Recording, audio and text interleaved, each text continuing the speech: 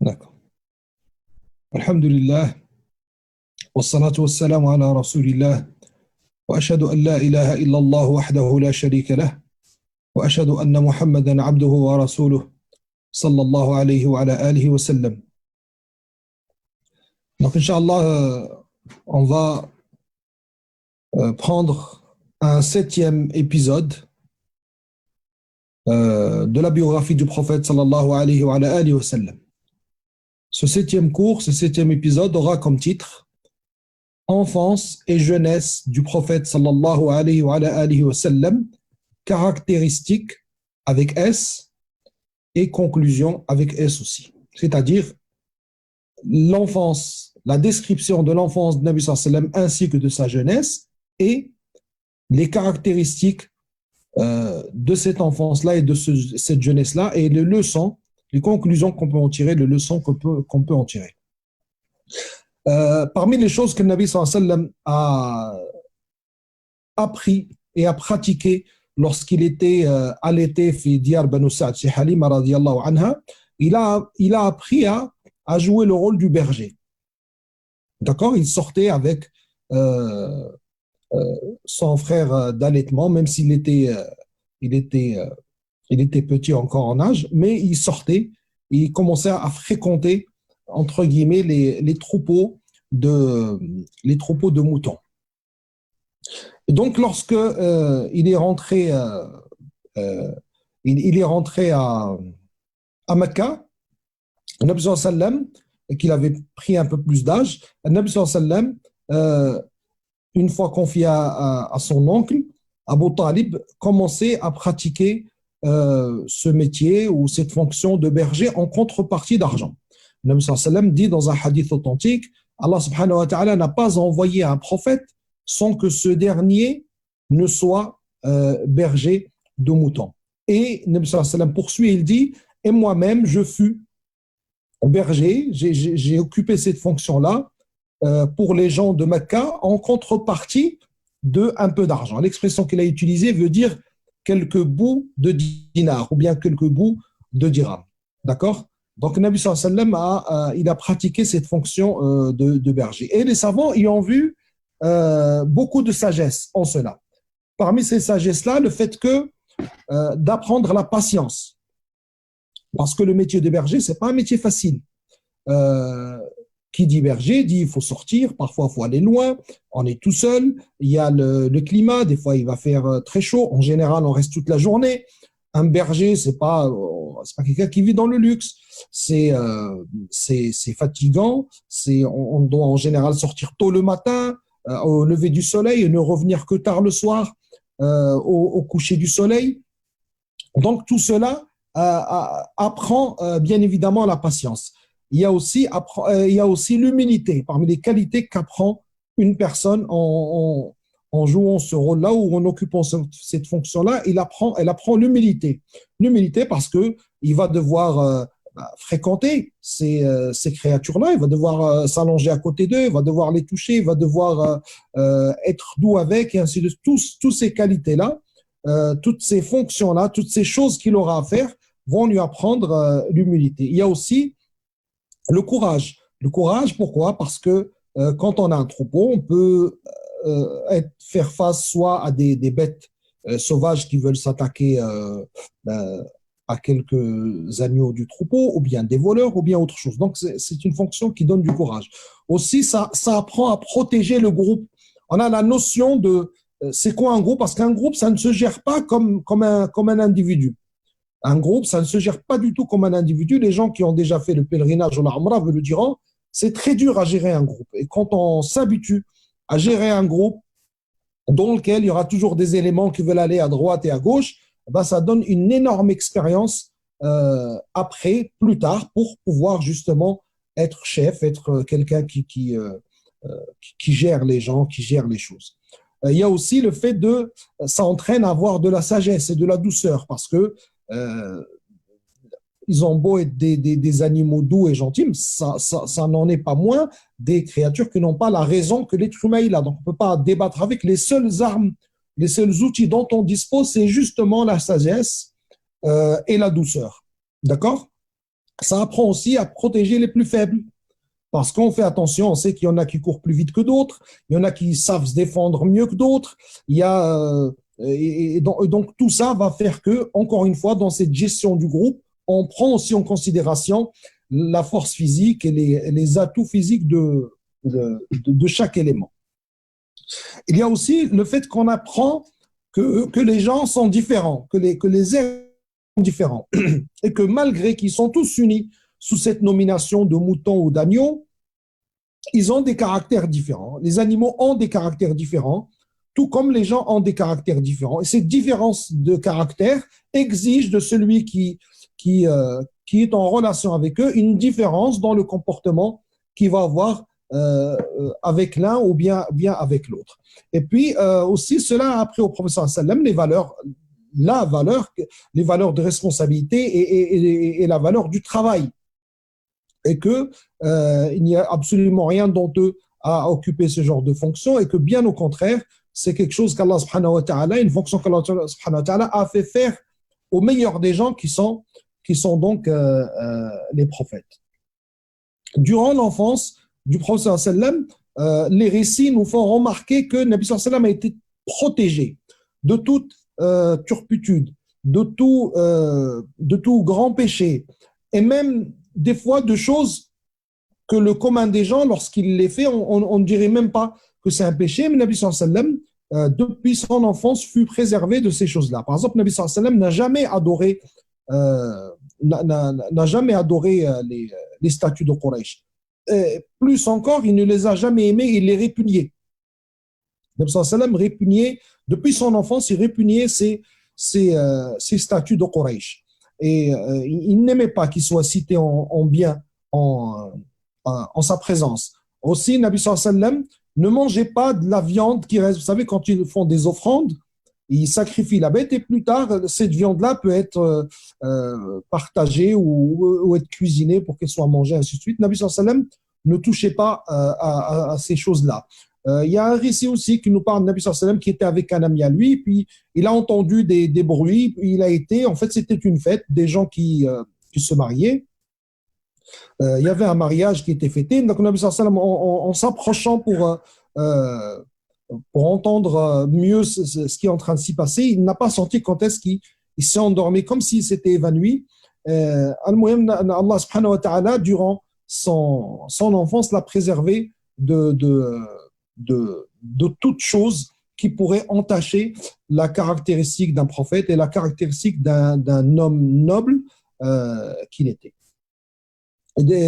Plus tard, donc lorsque Nabi sallallahu alayhi wa sallam va commencer à devenir un jeune homme, c'était un jeune homme respectable, respecté, convoité. C'était un jeune homme qui était connu pour être digne de confiance, pour être droit, pour être juste, pour être quelqu'un à qui on pouvait confier un secret ou bien confier des biens, et que tout cela, il était garant de cela, il se portait toujours à la mesure de la responsabilité et de la confiance, de la confiance qu'on lui portait. Comme je vous ai dit, il s'éloignait bien évidemment des interdits, encore plus là en étant jeune, et il était connu pour être quelqu'un de chaste, quelqu'un qui n'est jamais mêlé à quelque chose de trouble.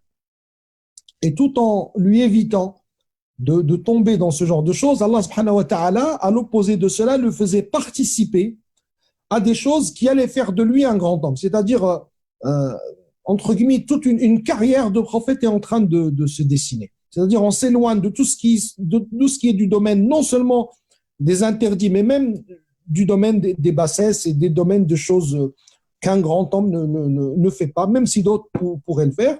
Mais en plus, il commence, malgré son jeune âge, et grâce à ce caractère-là, à cette réputation-là, à participer à des choses auxquelles, normalement, les jeunes de son âge ne participent pas. On a eu ce qu'on a pu traduire selon les sens que les savants leur ont donné, le pacte de Fodol. Le Fodol, on pourrait traduire par ingérence.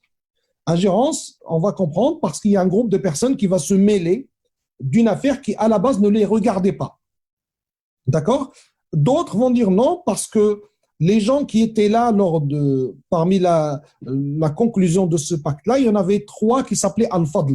Et donc, on a On a appelé cela Hilf al-Fudul. Hilf al-Fudul, c'est quoi?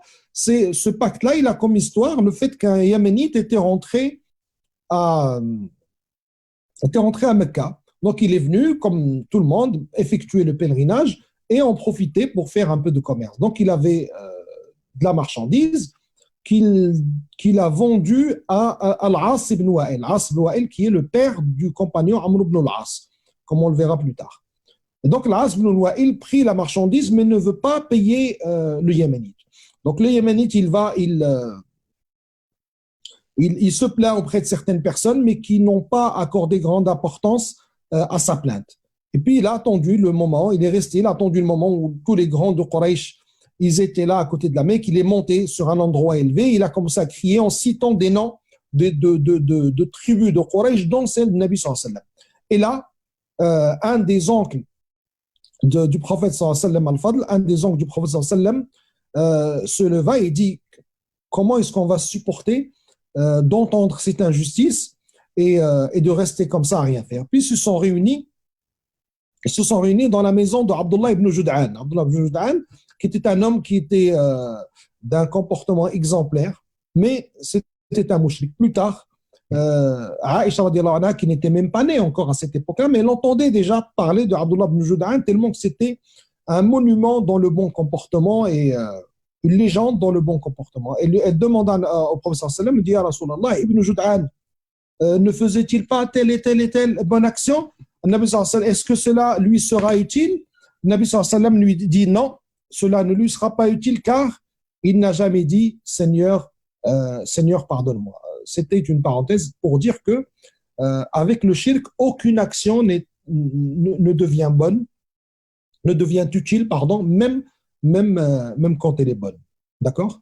Donc, la principale des choses que le message des prophètes est venu dire, c'est adorer Allah subhanahu wa ta'ala uniquement. Et en plus de cela, vous devriez tenter d'avoir telle et telle qualité. Donc, ils sont réunis dans la maison d'Abdullah ibn Jud'an et ils ont conclu un pacte que non seulement il va aller récupérer les biens de ce Yéménite auprès de Al-As ibn Wa'il, mais qu'en plus, désormais, cela deviendrait la règle. Et qu'à chaque fois que quelqu'un serait victime d'injustice à Mecca, ils vont se réunir et aller lui rendre justice et récupérer ce qui lui appartient.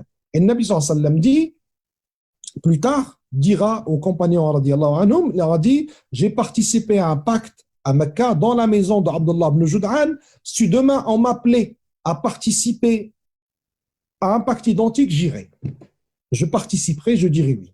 D'accord? Et donc là, on conclut que c'est lorsque même les non-musulmans appellent à une chose, d'accord, qui n'ont contradiction en rien avec notre religion et qui en plus va dans ce qu'on appelle, ce que certains appellent les valeurs universelles, même si le mot peut être discuté, al-Muhim va dans le bon sens. Vous allez voir c'est vrai qu'il y a des règles générales que tout le monde connaît, y compris les gens qui ne croient en rien. Et donc, Nabi sallallahu alayhi wa sallam, il a assisté à ce pacte-là et il dit, donc plus tard, s'il devait être amené à refaire cela, il le referait. Al-Muhim pour dire que ces valeurs de la justice et de rendre aux gens ce qui leur appartient, de l'équité, sont des valeurs justement avec lesquelles ou autour desquelles on peut s'entendre avec des gens, même si on ne partage pas les mêmes croyances qu'eux. Après cela, il y aura son mariage avec Khadija radiallahu anha, qui est une grande étape dans sa vie. Vous connaissez tous l'histoire lorsque Ibrahim alayhi salam, il a laissé Ismaïl ainsi que sa mère à côté de la Kaaba. Et donc l'histoire pardon, il y avait pas encore Kaaba selon un avis à cette époque-là, mais à l'endroit de la Kaaba, et que plus tard, donc il va revenir avec Ismaïl et qui va construire la Kaaba avec lui et Al-Muhim. Et puis entre-temps, il y a eu la fois où il est venu le voir parce qu'Allah subhanahu wa ta'ala, dans un rêve, il a compris qu'Allah subhanahu wa ta'ala lui demandait de le sacrifier. Il y a une autre fois où il était venu le visiter alors qu'il était marié. Il arrive et il frappe chez lui, son épouse, elle ouvre la porte. Et là, Ibrahim alayhi salam, il dit, où est Ismaïl? Il dit, elle n'est pas là. Il dit, comment allez-vous? Elle a commencé à se plaindre. D'accord? Elle a commencé à se plaindre. Et donc, Ibrahim alayhi salam, il lui a dit, lorsque Ismaël reviendra, tu lui diras que ton père il est venu, qu'il te passe le salam et qu'il te dit, change le pâté de porte. Ce qui est une manière de lui dire, divorce cette femme. Et plus tard, il reviendra, il trouvera une autre, sa femme qu'il a épousée après celle-ci. Et donc, exactement la même scène, sauf que celle-ci, lorsqu'il demandait comment allez-vous, elle a fait le louange d'Allah subhanahu wa ta'ala, elle a dit on manque de rien, et ainsi de suite. Elle ne s'est pas plaint. Il lui a dit, alors quand Ismaël va venir, tu lui diras que ton père est venu, qu'il te passe le salam et qu'il te dit de renforcer le pâté de porc. C'est-à-dire, garde cette femme et cramponne-toi à cette relation-là. Pourquoi? Parce que la vie d'un croyant, et en particulier de quelqu'un qui prêche dans le chemin d'Allah subhanahu wa ta'ala, elle est délicate, elle est difficile. Elle sera semée d'embûches, pardon, et de difficultés et d'épreuves. D'accord? Et parmi les plus mauvais des caractères, c'est les gens qui se plaignent tout le temps, qu'ils soient femmes ou hommes. Ils sont tout le temps en train de se plaindre. Et ça, c'est une erreur que commettent énormément de nouveaux mariés, de se plaindre. Et pire encore, se plaindre auprès de leur famille. Mais ils oublient que eux, en tant que couple, hommes et femmes, ils vont oublier, d'accord? Même s'il y a des mots des fois qui sortent ou des fâcheries ou des choses comme ça qui arrivent comme dans tous les couples, mais eux, ils vont oublier. Mais un père n'oubliera pas si sa fille lui dit, il m'a dit, ton père, il est kada ou kada. Il m'a dit, ton père, c'est un hypocrite. Ou bien, il m'a dit, ta mère, elle n'a pas de pudeur. Et lui aussi, pareil, quand il va aller dire à sa mère, elle me dit, je te cuisine pas, je suis pas ta bonne, j'ai pas cuisiné pour toi. Et ainsi de suite. Cette mère, elle va comme ça se dire, mais mon fils, il vit dans quoi? Et ce père, il va comme ça dire, mais ma fille, je l'ai donnée à qui? Et donc, le couple en question, ils oublient tout ça, mais les parents, eux, ils restent dans l'inquiétude.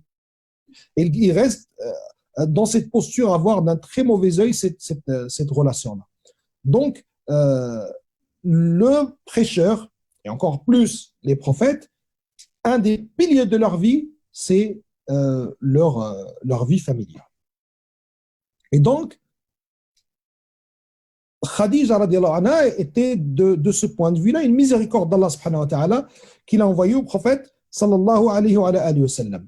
Khadija entendait parler du prophète sallallahu alayhi wa sallam. Khadija était une femme noble, une femme belle, une femme très respectée, très convoitée parce qu'elle était aussi, en plus de cela, riche et donc elle avait tout ce qu'un homme peut souhaiter et tous les grands hommes de Quraysh la convoitaient, mais Khadija était une femme qui avait en plus de cela une certaine fermeté et donc les gens savaient que le risque d'être reconduit, qu'elle refuse le mariage est grand. Donc peu de gens osaient vraiment se présenter à Khadija. Elle a entendu parler du prophète sallam au niveau de son caractère, de son comportement et surtout du fait que c'était quelqu'un digne de confiance. C'était quelqu'un digne de confiance et bien sûr c'est quelqu'un de noble. Et la famille du prophète sallam, on en a assez parlé pour ne pas avoir à le répéter. Al-Muhim, c'est une grande famille de Quraysh. Donc elle a entendu parler de lui et puis elle lui envoya une personne afin de lui proposer qu'il travaille pour elle. Le Nabi sallallahu alayhi wa sallam, à cette époque-là, avait 25 ans. D'accord? Il avait 25 ans. Et donc, elle lui fait cette proposition de commercer pour elle dans une formule qu'on appelle al-mudaraba. D'accord? Al-mudaraba. Al-mudaraba, c'est quoi? C'est deux personnes, dont une qui dispose d'une somme d'argent et l'autre qui dispose d'un savoir-faire, que ce soit la vente, le commerce ou autre. D'accord? Et cette personne qui dispose de l'argent dit, moi je donne par exemple 10 000 euros ou 20 000 euros et sur le bénéfice, et c'est important, c'est une des conditions de le mudaraba, c'est-à-dire on ne parle pas du chiffre d'affaires, on parle on ne parle pas de la mise de base, on parle du bénéfice. Et il dit à la personne, sur le bénéfice, tu as 10%, 30%, 15%, 50%, mais que ça soit un pourcentage et non pas une somme précise. On ne lui dit pas, je te donne 3 000 euros, parce que ça se trouve, on ne les aura pas. Ça se trouve, il n'y aura que 3 000 euros. Et donc, l'autre aurait misé son argent pour rien. D'accord? Donc, le mudaraba, ce qui va faire que le mudaraba, ce n'est pas de riba, c'est que on ne parle pas du chiffre d'affaires, on ne parle pas de la mise de base, on parle du bénéfice, on ne parle pas d'un salaire, mais d'un pourcentage, on ne parle pas de fixe, mais on parle d'un pourcentage.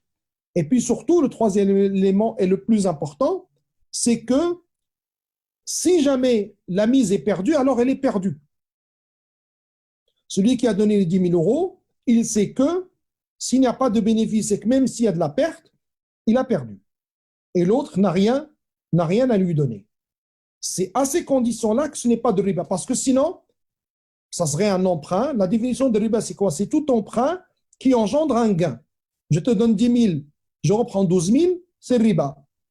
Et cette image-là, elle existe quelque part dans le mudaraba. Je vais miser 10 000, c'est lui qui va travailler, puis il va me ramener 15 000. D'accord? Sauf que moi, j'avais mis ces trois conditions-là. C'est-à-dire que on s'était mis d'accord, je lui dis, on a 50% de bénéfices, on a fait 10 000 de bénéfices, il a pris 50%, il a pris 5 000, moi j'ai pris 5 000. Deuxième condition, on n'a pas fixé de salaire et on n'a pas mis dans ça le chiffre de base, la mise de base. On a parlé du bénéfice. Et la troisième condition, c'est qu'on s'est entendu, lui et moi, que si je perds, ben je perds. Et puis c'est tout. C'est ça la mudaraba. Donc, Khadija demande au Nabi sallallahu alayhi wa sallam, fait une proposition de mudaraba. Et il lui dit, je te donnerai plus que ce que je donne d'habitude. Donc, elle est partie et elle a envoyé avec lui un servant. D'accord? Elle a envoyé un servant à elle qui est parti, qui a accompagné le Nabi sallallahu alayhi wa sallam, durant ce voyage. Et donc, ce servant-là, il va remarquer le bon comportement du prophète sallallahu alayhi wa sallam. Il va remarquer comment le Nabi sallallahu alayhi wa sallam vend, qu'il est véridique, même lorsqu'il vend, qu'il est doux avec l'acheteur, qu'il est facile dans son comportement avec les gens, qu'il est humble. On a vu que tout ça, il l'avait appris lorsqu'il était berger, que ce n'est pas quelqu'un qui va te dire « j'ai pas envie de dormir ici » ou « j'ai pas envie de kada ». Il est humble, il est facile à vivre et il est facile à fréquenter, il est toujours respectueux envers les gens. Donc, il va être particulièrement touché par ce qu'il a vu du prophète sallallahu alayhi wa sallam. Et puis, le voyage sera fructueux et Nabi sallallahu alayhi wa sallam va faire gagner à Khadija et donc gagner lui aussi beaucoup. Et lorsqu'ils sont rentrés, le servant, Maïsara, va dire à Khadija, va s'empresser de raconter à Khadija ce qu'il a vu du prophète sallallahu alayhi wa sallam. Et que, comme il sait que Khadija était célibataire, donc il lui parle, il lui fait beaucoup d'éloges concernant le Nabi sallallahu alayhi wa sallam. Et donc, l'idée a commencé à germer dans le cœur de Khadija radiallahu anha. Après tout, c'est ce qu'elle souhaitait depuis tout le temps, un homme d'un certain rang, qui a un bon comportement, qui ne soit pas là pour son argent et qui soit respectueux, qu'il ait un caractère exceptionnel. Et là, il a eu beaucoup plus que ce qu'elle ne pouvait imaginer ou espérer. Alors, elle va envoyer une amie à elle qui s'appelle Nafisa. Nafisa. Nafis, en arabe, c'est quelque chose de rare. D'accord? Nafisa, c'est un joli prénom. Nafisa, fille de Mounia. Ouais, il y a des prénoms, des fois, on pense que c'est des prénoms à la mode et qui datent des années 80 ou 90, alors que c'est des très vieux prénoms, des anciens prénoms. Et à l'inverse, on a des prénoms qui sonnent comme des prénoms qui viennent des autres siècles, alors qu'en vérité, c'est des prénoms que les gens donnent depuis peu de temps. Donc, ça s'appelle Nafisa, fille de Mounia. Elle a une sœur qui s'appelle Leïla, fille de Mounia. Leïla aussi, c'est un prénom très ancien, avant même l'islam, chez les Arabes. Et donc, elle va envoyer Nafisa auprès du prophète sallam pour parler de mariage. Et Nafisa va donc voir Nabi sallam et lui dit que voilà, on a entendu beaucoup de bien te concernant et, Khadija, elle voudrait t'épouser. Donc on prend de cela qu'il n'y a aucune honte à ce qu'une femme manifeste par intermédiaire d'un membre de sa famille ou quelqu'un d'autre l'envie d'épouser un homme lorsque c'est un homme lorsque c'est un homme pieux. Euh, en règle, même si là il n'y a pas encore de charia à proprement dit, donc on ne peut pas prendre un jugement de cette histoire-là, mais on le verra plus tard dans la vie des Sahaba radiallahu anhum que cela s'est fait en particulier à l'endroit de Nabi sallallahu alayhi wa sallam et que cela se faisait dans la société des Sahaba radiallahu anhum, qu'on a beaucoup de textes, une dizaine, je pense, même plus, de femmes qui ont manifesté l'envie d'épouser un tel ou un tel ou un tel. Et donc, Nabi sallallahu alayhi wa sallam va aller en parler à ses oncles, à son oncle Abu Talib, et, euh, et Abu Talib va accepter, va trouver que l'idée est bonne, il va le reconforter dans son choix. Il ira, lui et avec lui Hamza, radiallahu anhu, et ils iront voir un des oncles de Khadija, parce que Khadija, radiallahu anha, son père était déjà mort à cette époque-là, et donc ils vont aller voir l'oncle de Khadija, radiallahu anha, et donc ils vont parler avec lui et ils vont conclure tout simplement le mariage. Là aussi, vous voyez comment, même avant l'islam, les gens facilitaient le mariage. Vous voyez, une femme qui manifeste l'envie de se marier avec un homme, elle envoie un intermédiaire, l'intermédiaire il parle à l'homme, l'homme va voir sa famille, on y va et l'affaire, elle est conclue. Alors il y en a, ils vont nous dire oui, mais on a besoin de se connaître à cette époque-là, on a besoin de se connaître et kada, kada. Le problème de ce raisonnement-là, d'abord, il n'est pas réaliste. Il a l'air d'être réaliste, mais il ne l'est pas du tout. Parce qu'en vérité, on ne connaît jamais une personne. Et ce n'est pas en fréquentant une personne hors cadre du mariage qu'on va le connaître. On va mettre de côté tous les interdits qui pourront découler de tout ça. Tout ça, on n'en parle pas. On va juste parler de ça, de ce point-là. Est-ce que vraiment fréquenter quelqu'un hors mariage nous permet de le connaître? C'est pas vrai. On ne connaît jamais une personne tant qu'on n'a pas vécu avec lui. On connaît peut-être quelques grandes lignes, mais on ne connaît pas vraiment la personne tant qu'on n'a pas vécu avec. D'accord? Tant qu'on n'a pas vécu avec. D'ailleurs, la personne elle-même ne se connaît pas encore comment il est en tant qu'époux ou comment il est en tant qu'épouse dans une maison. Comment voulez-vous qu'un autre que lui le connaisse? Même lui ne se connaît pas. Ne sait même pas comment il va réagir une fois il sera dans cette situation qui s'appelle le mariage. Premièrement. Deuxièmement, se connaître en islam, oui, c'est bien, mais c'est un cadre qui s'appelle le halal. Tout simplement. Vous allez me dire, et si jamais ils font le halal et qu'au bout de 4 mois, ils se rendent compte qu'ils ne s'entendent pas, eh bien, s'ils ne s'entendent pas, ils se séparent. C'est mieux que se fréquenter dans le haram et se rendre compte qu'ils ne s'entendent pas. Ça aussi, ça peut arriver même dans le haram. Donc, ce n'est pas un argument qui doit être posé. En islam, la relation homme-femme, elle a un cadre qui s'appelle le halal. C'est dans ce cadre-là qu'on se connaît, dans ce cadre-là qu'on se fréquente, dans ce cadre-là qu'on apprend à vivre avec l'autre. D'accord? Et donc, Amr ibn Asad, cet oncle-là de Khadija, accepte et donc ils se sont mariés. Quel âge avait Khadija? Il y a un débat. Beaucoup pensent que c'est 25 ans pour Nabi sallallahu alayhi wa sallam et 40 pour Khadija, c'est l'avis de la majorité, mais beaucoup, notamment des textes authentiques, qui disent que Khadija elle avait moins que cet âge-là. Il y a des textes qui, je ne sais pas si soit 28 ans, soit 32 ans. Il y a des textes qui disent d'autres chiffres que 40, en tout cas qu'elle était plus jeune. Elle était plus âgée que Nabi sallallahu alayhi wa sallam, d'accord? Mais certains textes nous disent qu'elle n'était pas de beaucoup. Mais la majorité disent qu'elle avait 40 ans. Que ce soit l'un ou l'autre, on en conclut le fait que la différence d'âge n'est pas quelque chose qui doit être mal vu. Ça peut être un critère, vu que Nabi sallallahu alayhi wa sallam l'utilisera plus tard lorsque Abu Bakr et après lui Omar demanderont la main de Fatima, il dira elle est trop jeune.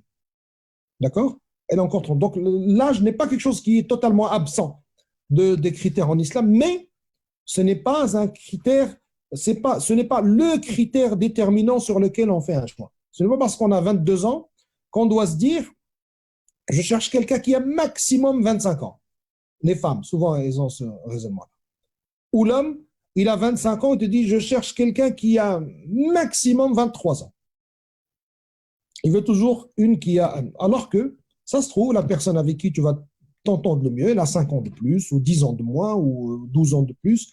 Ce n'est pas un critère qui devrait être déterminant, sauf lorsque, justement, trop jeune, trop vieux, trop de différence d'âge, d'accord? Là, ça peut le devenir, d'accord? Là, ça peut le devenir, mais en général, ça ne devrait pas. Parmi les épisodes aussi qui vont vraiment asseoir cette idée et l'enfoncer cette idée que Nabi sallallahu alayhi wa sallam n'est pas un jeune homme comme les autres. Donc tout ce qui est en train de se passer dans sa vie, vous imaginez bien que les gens qui regardent et qui sont toujours à la recherche de qui est ce prophète, ils commencent vraiment à avoir le regard se préciser de plus en plus vers ce jeune homme qui était le Nabi sallallahu alayhi wa sallam. Du fait de sa lignée, du fait de son comportement, du fait de où est-ce qu'il est né, du fait de son histoire, on a dit avec l'eau de Zamzam et ainsi de suite, d'accord? Du fait qu'il était berger, ça les gens du livre le savent, que tous les prophètes étaient bergers, du fait qu'il est choisi par Khadija, et là il y aura un épisode de plus, un peu plus parlant que les autres, à mon sens. Suite à une succession d'événements, la Kaaba sera détériorée. D'accord? Il y aura une femme qui, comment on appelle ça? Qui fait le bouhour, d'accord?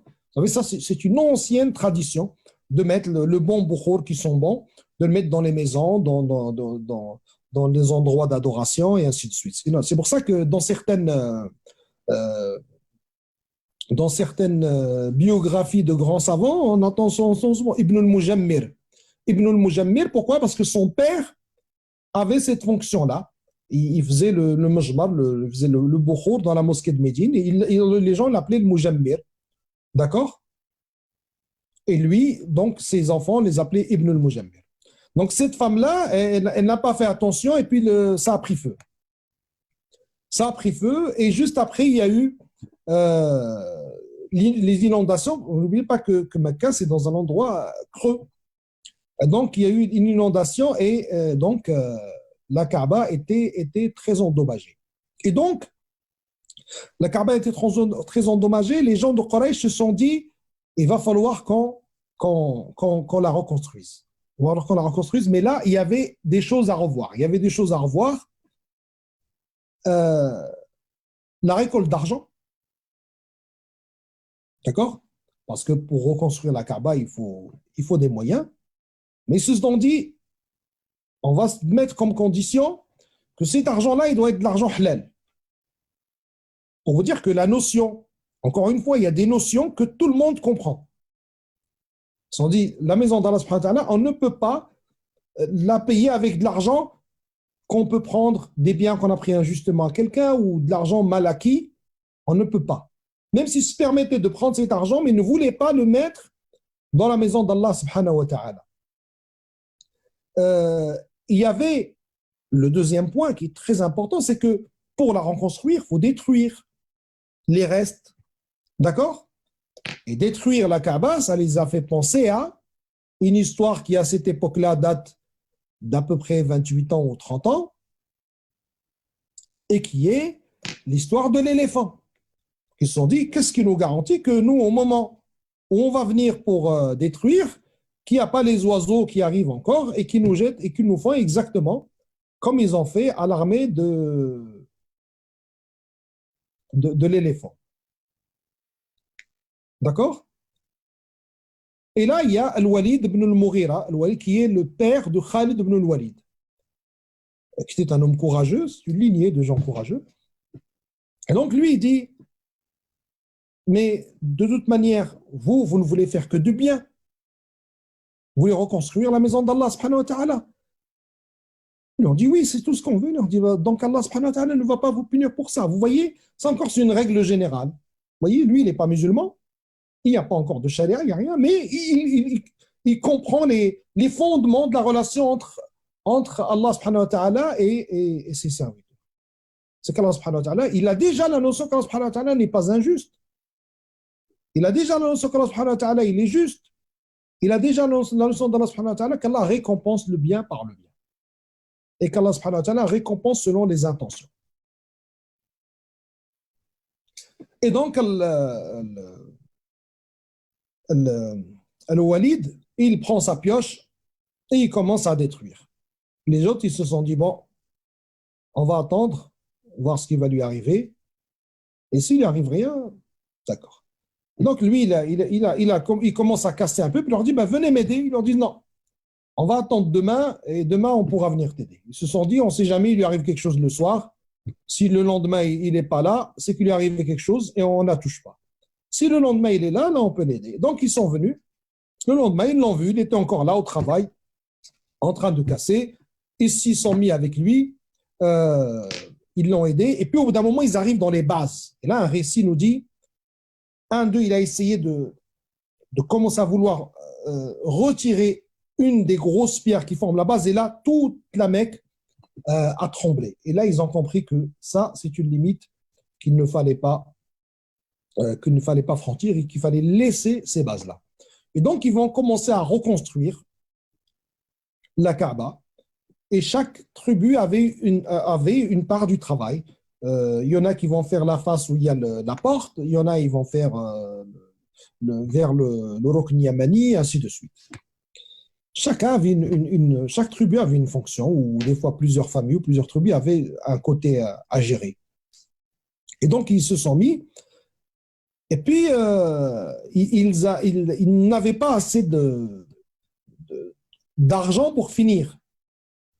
Ils se sont rendus compte que l'argent qu'ils avaient récolté ne suffisait pas pour finir toute la Kaaba. Qu'est-ce qu'ils se sont dit? Ils se sont dit, alors là, on va construire avec ce qu'on a, mais comme ça fera une Kaaba plus petite que la Kaaba d'origine, on va mettre un endroit pour bien montrer que les vraies bases sont là, et plus tard, si un jour on a les moyens, on pourra la construire selon ses vraies bases. C'est pour ça que quand on va au Hajj, les gens qui font le tawaf, le Hijr qu'on appelle Hijr Ismaïl, ça fait partie de la Kaaba. Et que si quelqu'un fait le tawaf et passe entre la Kaaba et ce mur-là, son tawaf n'est pas considéré comme valide.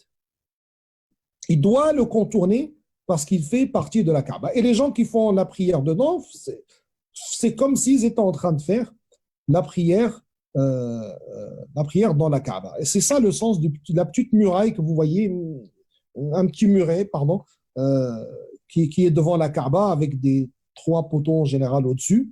D'accord? Ça, ça marque les vraies bases de la Kaaba que Quraysh n'a pas pu reconstruire par manque d'argent. D'accord? Et là, va se poser une question, un problème qu'ils n'avaient pas prévu. Ils avaient oublié de prévoir ça. C'est que une fois tout ça reconstruit, il fallait remettre la pierre noire à sa place. Et là, bien sûr, tout le monde veut avoir l'honneur d'être la tribu qui va poser la pierre noire. Vous savez que la pierre noire, elle a une histoire. Ce n'est même pas une pierre elle ne vient pas de notre planète à nous. D'accord? Elle a toute une histoire. Elle a accompagné l'humanité euh, depuis qu'elle est sur Terre. Donc tout le monde lui connaissait cette grande valeur à cette pierre noire. Et tout le monde se dirigeait vers cette pierre noire lors des adorations, lors des rites du pèlerinage. Et donc, ils ont failli s'entretuer. Parce que tout le monde veut être celui qui va poser la pierre. Et donc, vous savez, on travaille, c'est un travail d'équipe. Il y en a qui travaillent, il y en a qui vont se reposer un peu, il y en a qui vont aller manger, et ainsi de suite. Donc, à cet instant-là, Nabi sallallahu alayhi wa sallam n'est pas avec eux. Ils ont failli s'entretuer et Abu Umayya, qui est l'homme le plus vieux qui avait à cette époque-là, et le plus sage, ou un des plus sages du moins, leur a proposé une solution, qui est d'ailleurs le père de Salama, radiallahu anha, qu'on verra après.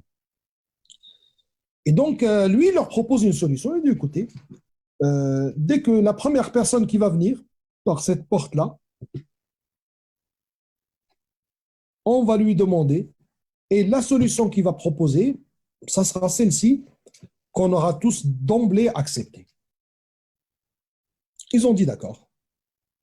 Et donc, qui Allah subhanahu wa ta'ala a voulu qu'ils viennent à cet instant-là, de cet endroit-là, le prophète sallallahu alayhi wa alayhi wa sallam. Lorsqu'ils ont vu le prophète sallallahu alayhi wa sallam, ils étaient tous heureux. Ils étaient tous contents. Pourquoi?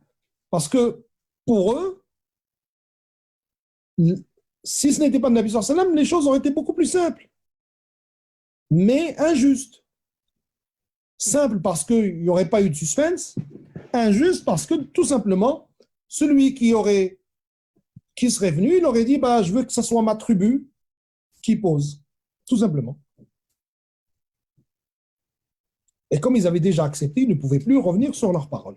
Alors lorsqu'ils ont vu le Nabi sallallahu alayhi wa sallam, tout le monde avait encore un espoir de voir une solution qui puisse lui satisfaire, même si le prophète sallallahu alayhi wa sallam n'est pas de sa tribu.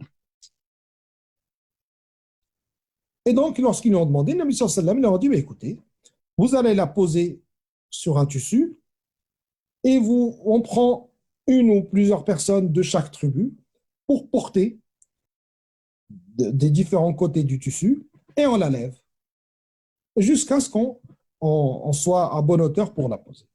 Et justement, ils ont levé la pierre noire et c'est le Nabi sallallahu alayhi wa sallam qui l'a pris de ses propres mains, la pierre noire, et qui l'a posée à son endroit qui lui est réservé dans la Kaaba, la maison d'Allah subhanahu wa ta'ala. Et donc, cet épisode-là va être un épisode qui va rester, qui va les marquer parce qu'ils ont témoigné eux-mêmes que lorsqu'ils l'ont vu, ils disent, le voilà le Amin, le voilà le digne de confiance, le voilà le digne de confiance, c'est lui qui vient. Donc ils ont témoigné qu'il est digne de confiance,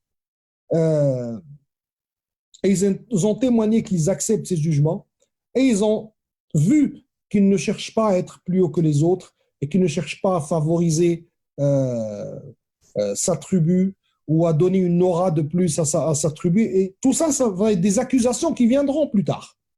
Mais donc, en vérité, cet épisode-là a fait qu'ils avaient déjà témoigné contre eux-mêmes que ce sont des menteurs lorsqu'ils accusent Nabi sallallahu alayhi wa sallam de sorcier ou de menteur ou de quelqu'un qui veut acquérir un quelconque bien de ce bas monde. أقول قولي هذا واستغفر الله لي ولكم فاستغفروه إنه هو الغفور الرحيم سبحانك اللهم وبحمدك أشهد أن لا إله إلا أنت أستغفرك وأتوب إليك وجزاكم الله خيرا.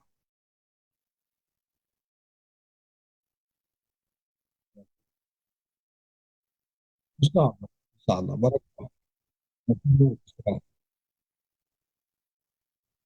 Oui, Inch'Allah. Bismillah.